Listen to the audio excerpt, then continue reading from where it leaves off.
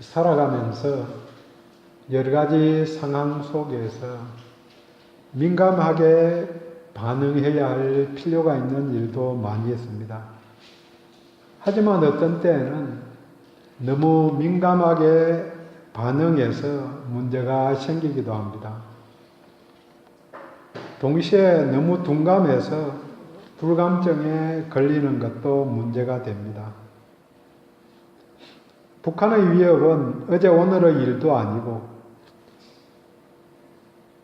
정전협정을 맺은 지 64년이 지났을 뿐인 휴전 중인 상태이기 때문에 원하든 원하지 않든 언제든지 전쟁이 일어날 수 있다는 사실을 기억해야 합니다.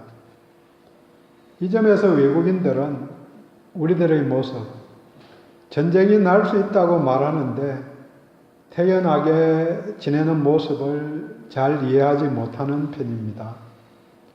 외국 사람들이 더 민감하게 반응하고 있습니다. 물론 같은 상황이 50년도, 60년도 넘게 계속되고 있는 행편이니까 늑대가 나타났다고 처음에는 거짓말을 했지만 진짜 나타났을 때에는 아무도 오지 않은 그런 이야기와 같이 되어져 가는 것입니다. 이런 점들은 안전에 대해서도 적용이 됩니다. 어제도 문제가 발생하지 않았고 오늘도 사고가 없었으니까 내일도 없을 것이라 생각을 하고 점검을 대충 하는 거죠. 그래서 한 번씩 타워 크레인이 넘어지고 그런 일들이 생깁니다. 어제 뉴스를 봤는데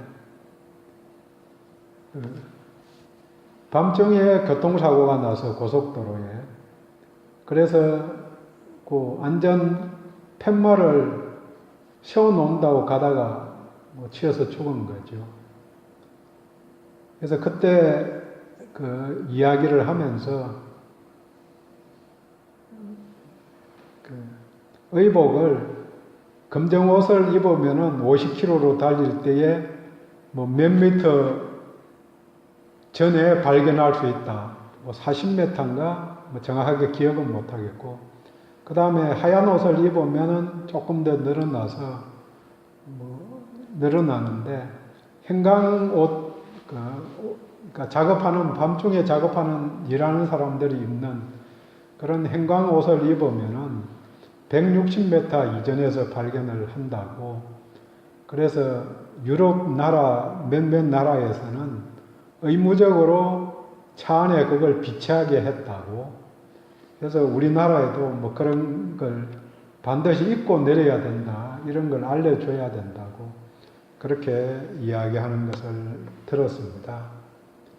사고가 일어날 확률에 대해서 보험 통계를 가지고 하인리라는 사람이 말한 법칙이 있습니다. 대형 사고가 어느 날 갑자기 일어나는 게 아니고 대형 사고 한 건이 발생하기 전에는 최소한 300번 가까이 예고 신호가 주어진다고 합니다. 그리고는 30번 가까이 조그만한 일들이 발생한다는 거죠. 예고 신호가 왔을 때에 무시하지 않고 자세히 조사하면은, 그래서 그 문제를 해결을 하면은 큰 사고가 일어나지 않는데, 그래서 그런 면에서 이제 차가 들어오는 것도 차가 못 들어오게 막아 놓으면은 문제가 안 생기는데 한 번씩 들어오고 그렇게 하는 거죠. 어디까지 들어갈 수 있는가?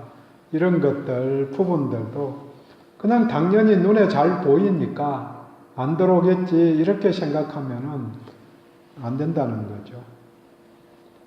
예고 신호가 왔을 때에 무시하지 말고 자세히 조사하는 것. 그래서 큰 사고를 예방하는 게 반드시 필요합니다. 사다리 타고 높은 데 올라가는 것도 사실은 그런 면에서 어떻게 해야 되나, 다른 방법이 마땅치 않으니까 가장 좋게는 사다리 차 타고 올라가야 되는데 저희 교회 예배당 지붕이 좀 높아가지고 지붕 높은 데는 6m 막 이렇게 되니까 저는 거미줄 걷는다고 이쪽 높은 데까지는 제가 사다리로 올라갈 수 있었는데 요 높은 데, 저 입구에 높은 데는 제가 겁이 나서 못 올라갔어요.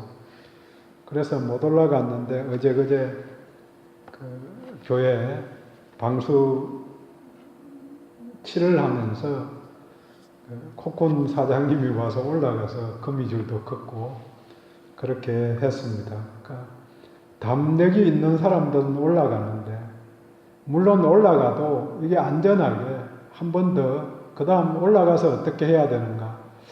그래서 처음에 만들 때부터 고리를 걸 수 있는 이런 걸 만들어 놓고 지금 고리를 걸어가면서 작업을 해야 되는데 그렇게 안 하니까 사고가 생길 확률이 굉장히 높은 거죠.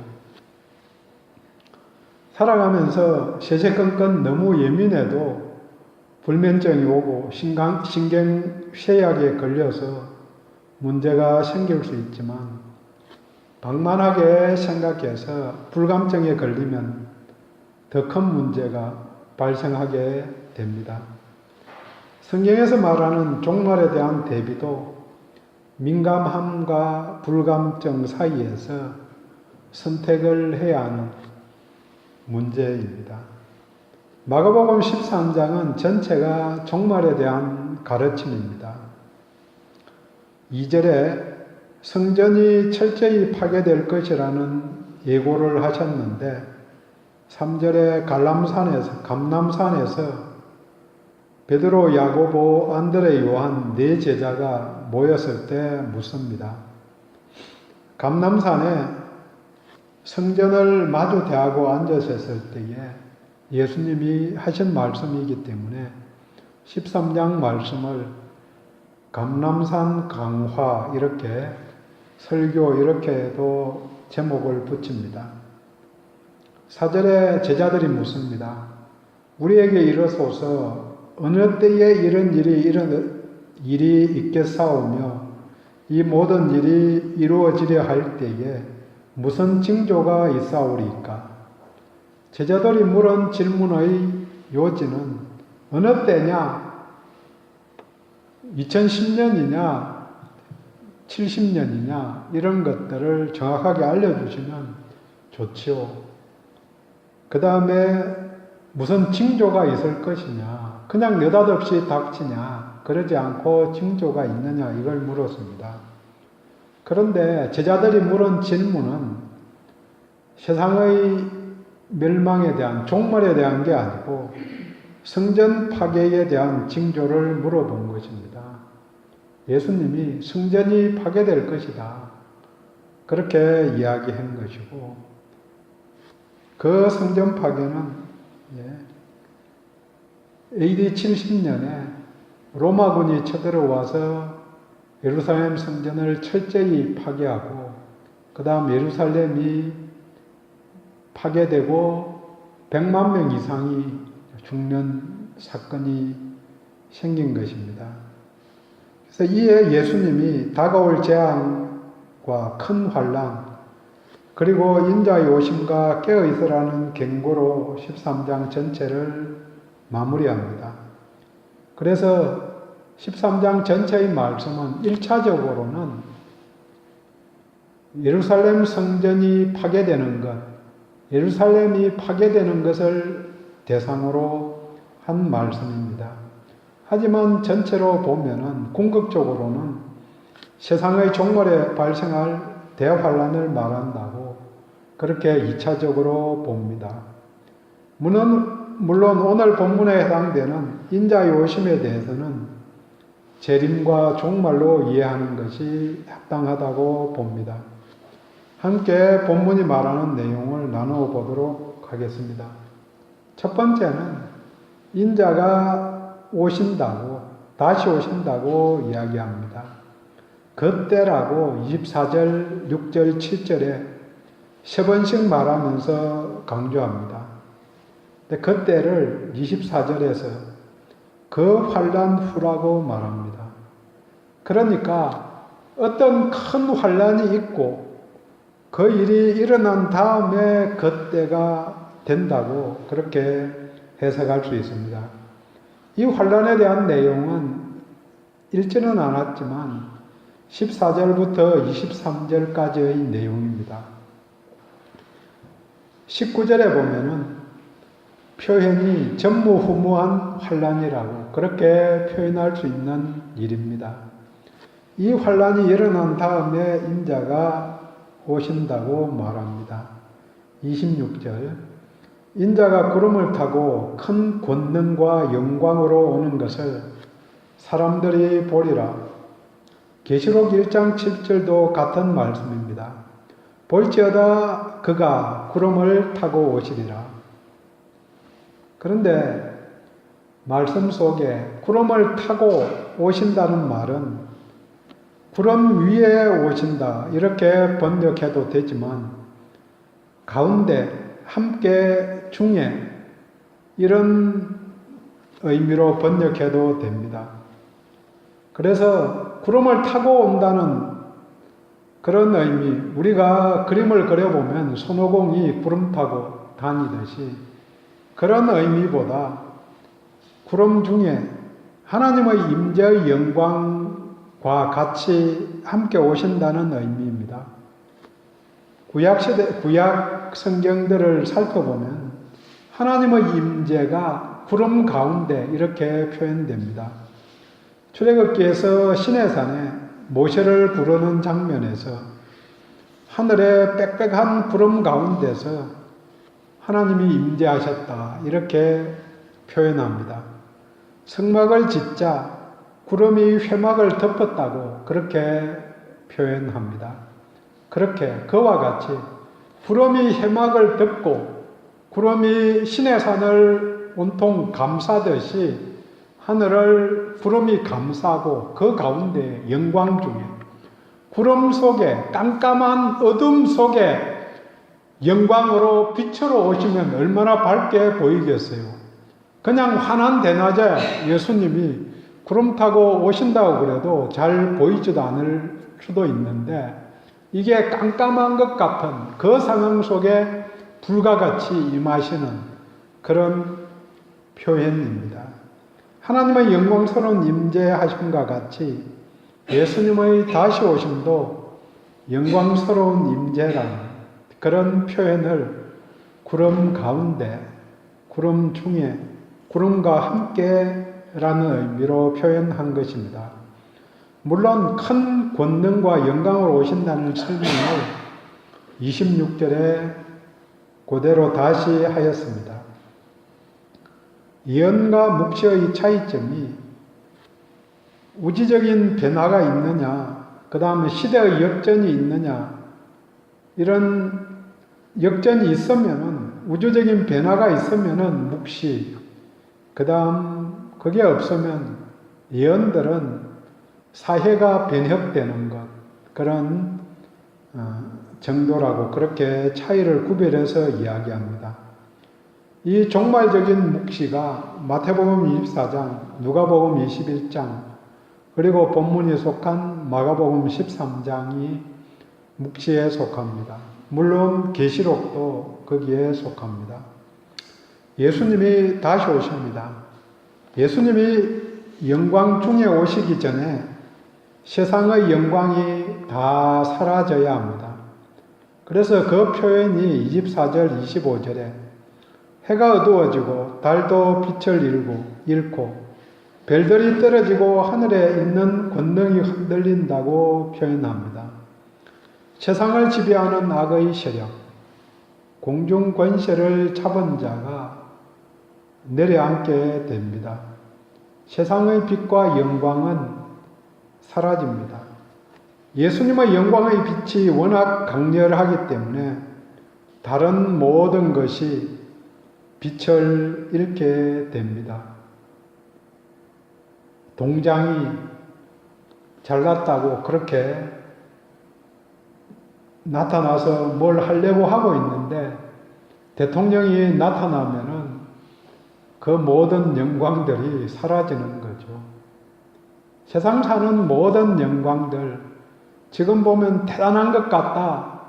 태양이 대단하죠. 저렇게 밝은 빛을 어떻게 우리가 만들 수 있겠어요? 뭐 인공태양 만든다고 과학자들이 열심히 노력하지만 아무리 노력해도 국부적인 그런 상황이 되는 거죠. 하지만 하나님이, 예수님이 임재하시면 모든 빛이 사라지는 거죠. 그날을 기대합니다. 이 상황은 예수님이 십자가에서 숨을 거둘 때 어둠이 임한 것과 반대되는 상황입니다. 예수님이 사라지시면, 돌아가시면은 온 세상이 캄캄해지는 거죠. 그 속에 하나님의 임재가 드러나면, 부활하시면 밝은 빛이 드러나는 거죠. 동시에 그날에는 27절에 택함을 입은 자들이 사방에서 모이게 됩니다. 하나님의 자녀들이 하나님 나라에 모이는 것입니다. 구약의 소망이 없고 또 하나님 나라의 소망이 여기에 있습니다. 물론 이 모든 것이 주님 다시 오시기에 일어나는 일입니다. 그날을 기대하고 소망하고 기다리는 것이 성도들의 의무입니다. 두 번째로 그날이 올 징조가 있다고 말해줍니다. 날짜는 모르지만 징조는 있다. 그 징조가 첫 번째 환란이 있습니다. 8절에 전쟁과 지진과 기근이 있는데 재난의 시작이라고 표현합니다. 두 번째로는 적그리스도가 나타난다. 22절 거짓 선지자가 나타나 이적과 기사를 행한다고 말합니다. 이적과 기사, 병고침, 편안함, 성공함 이런 일들이 어떤 사람들이 능력을 받은 사람들이 또 능력이 있다는 사람들이 일어나게 만들 수 있는 거죠. 하지만 검증이 필요하다고 적그리스도인지 아닌지 보라고 그렇게 이야기합니다. 베드로전서 5장 8절에 너희 대적 마귀가 우는 사자같이 두루다니며 삼킬 자를 찾는다. 우는 사자같이 다니면은 사자는 능력이 있으니까 죄를 따라가면은 사자도 추종하는 세력들은 자를 안 삼킬 것이기 때문에 따라가야 된다고 말하는 사람들이 있는 거죠. 마귀의 추종자가 적그리스도입니다. 본문 28절에서는 무화과나무 가지가 연해지고 잎사귀를 내면 여름철이 가까운 것을 당연히 알게 되는데 이스라엘 사람들은 우리식으로 말하면 개나리가 피고 벚꽃이 만발하면 봄이 온 줄로 알라 그렇게 알듯이 이런 재난 그리고 적그리스도 대적자가 나타나면 종말이 문 앞에 이런 줄 알라는 경고입니다.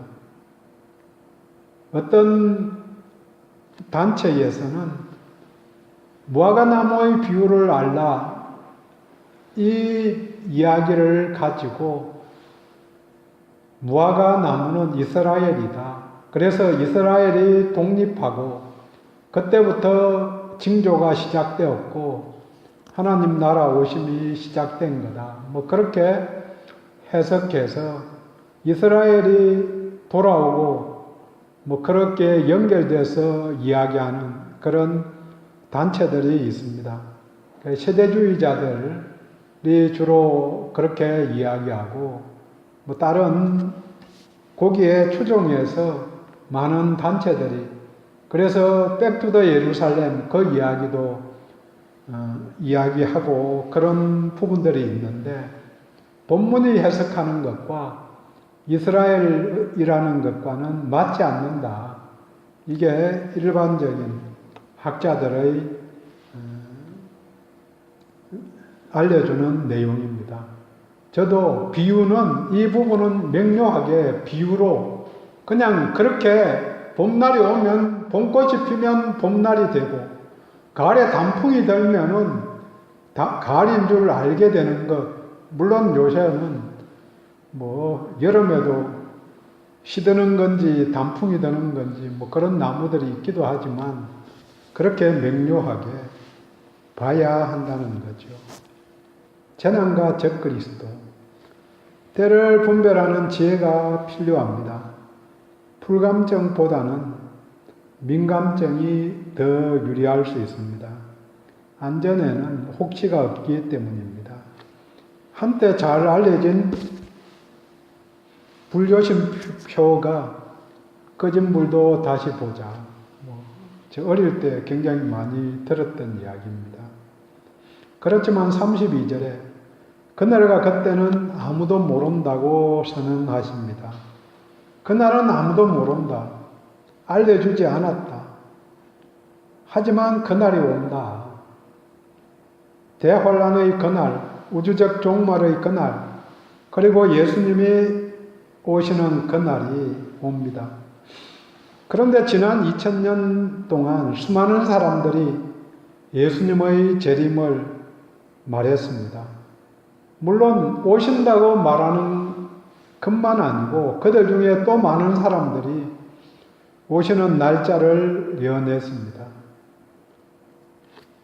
하지만 아무도 모른다고 했는데 자신들에게만 알려주셨다고 말하고 또 징조를 보라고 이야기했기 때문에 그 징조를 자기가 해석해 보니까 이날이라고 그렇게 말한 사람들, 거기에 추종하는 사람들이 많이 있었습니다.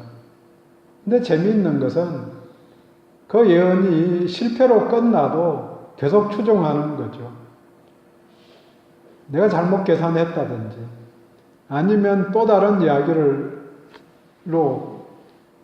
그걸 피해가고 거기 모인 사람들은 여전히 모여서 있는 모습들을 보면서 유혹받고 참으로 그 한계 돌아오는 게 참 쉽지 않구나 그런 생각을 해보았습니다. 여기에다가 자신이 보혜사 성령이다 재림한 예수다고 말하는 사람들이 이 땅에도 수십 명씩 있는 상황이고 또 그들을 추종하는 사람들이 몇십만 명이나 있는 나라이니까 무슨 이야기를 더 붙이겠습니까? 말씀에 분명히 나와 있는데 아무도 모른다. 21절 말씀과 같이 보라 그리스도가 여기 있다. 보라 그리스도가 저기 있다 하여도 믿지 말라. 사람으로 태어나는 방식으로 오지 않으신다고 하셨는데 사람으로 태어난 사람들을 추종하는 것입니다. 할 수만 있으면 택하신 자를 미혹하려 하리라. 22절이 오늘의 상황이고 이것이 말세에 대한 또 다른 징조이기도 합니다. 인자가 오실 것입니다. 그렇지만 아무도 그날을 모릅니다. 그러면 어떻게 대비할 수 있는가? 세 번째로 깨어있으라고 명령합니다. 33절은 주의하라 깨어있으라. 35절 그러므로 깨어있으라. 37절 깨어있으라.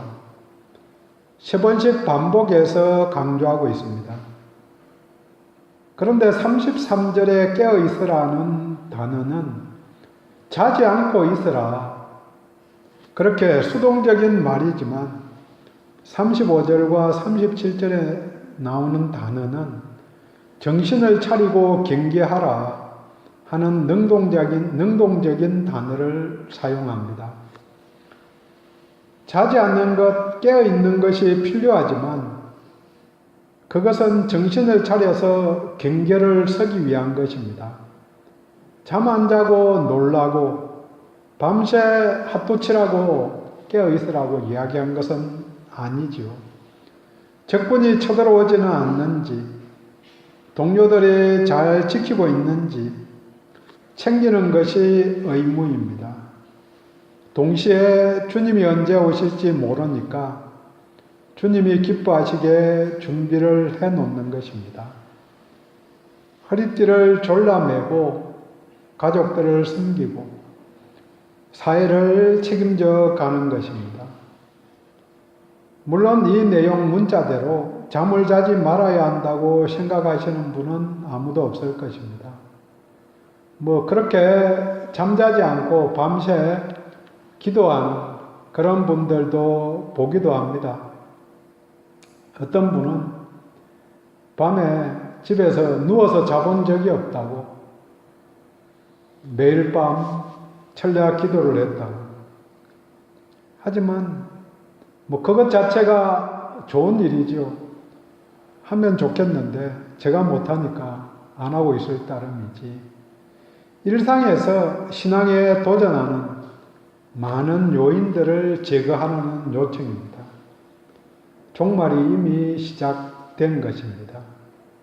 예수님이 승천하신 다음부터 다시 오실 날을 기다리는 기간이기 때문에 종말이 시작된 것입니다. 그리고 하나님 나라가 이미 왔다고 예수님이 선포하셨고 이 선포대로 우리들이 하나님 나라에 소속되어 있습니다. 하지만 아직은 이 하나님 나라가 온전하게 이 땅에서 이루어지지 않았습니다. 그래서 슬픔이 있고 고통이 있고 질병이 존재하고 있는 상황입니다.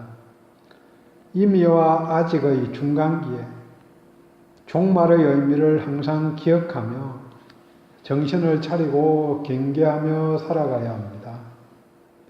마지막 절에서 깨어 있으라는 명령은 제자들에게만 해당되는 것이 아니고 모든 사람들에게 하는 말이라고 범위를 말해 주십니다. 모든 사람, 그때 그 시절의 사람들만이 아니고 지금 여기 사는 우리들에게도 깨어 있으라고 이야기합니다. 90살이 되면은 안 해도 되는 것이 아니고 나이 불문하고 또 남자들은 안 해도 되는 게 아니고 성별 불문하고 5살이든 100살이든 모두 다 깨어 있으라고 명령합니다. 시험에 들지 않게 깨어 기도하라고 겟세마네 동산에서 예수님이 말씀하셨습니다. 바울도 깨어서 기도하라고 말해줍니다. 골로새서 4장 2절에 기도를 계속하고 기도의 감사함으로 깨어 있으라 기도입니다. 상시 비상 체제입니다. 꾸준히 주님 만날 준비를 해야 합니다. 말씀대로 살아가면서 기도하는 일상입니다. 예배 드릴 수 있을 때 예배 드리는 일상입니다. 정리합니다. 예수님이 다시 오실 것입니다. 그날은 아무도 모르지만 징조가 있어서 대비할 수 있다고 말씀하십니다. 큰 환란이 있고 적그리스도가 여기저기서 나타난다고 말합니다. 그때 기적을 일으켜도 따라가지 말라고 경고하십니다. 이를 구별하기 위해서 깨어있으라는 명령입니다. 정신을 차리고 경계하라고 말씀하십니다.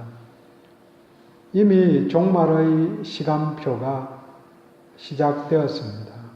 말세가 되었습니다. 일상에서 주님을 지속적으로 찾아가는 삶이 되어야 합니다. 기도의 하루를 지내기를 원합니다. 기도하겠습니다.